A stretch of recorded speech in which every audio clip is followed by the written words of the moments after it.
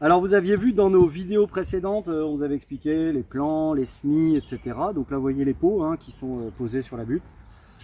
Ça a pris en serre, on s'en est occupé tous les jours, l'eau, etc. Et là maintenant on va se poser la question de comment on va venir mettre ça sur notre butte. Le danger quand on démarre, c'est que comme le plant est petit, on n'a pas la perspective de comment il va être quand il va être grand. Et on va avoir tendance à peut-être des fois un peu trop densifier, ce qui fait que les plants ne vont pas pouvoir exprimer pleinement leur volonté de se développer, de se reproduire et donc de vous faire des fruits. Donc ici c'est intéressant sur cette butte là parce que vous voyez comment j'ai disposé. Par exemple ici la nette, elle va bien se marier avec mon pied de tomate. Mon pied de tomate va grossir, hein, il va faire un bosquet quasiment rempli de tomates. Et puis lui il va venir grimper et ce sont des plantes qui s'allient.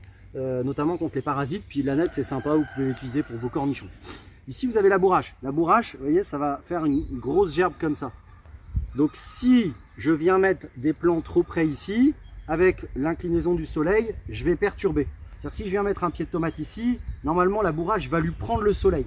Donc je vais essayer d'éviter de venir mettre un pied de tomate juste derrière. Le cosmos, ça va faire un énorme bouquet. Donc vous voyez, je vais privilégier mon cœur de butte que je vais peu aller travailler pour qu'il puisse se développer pleinement.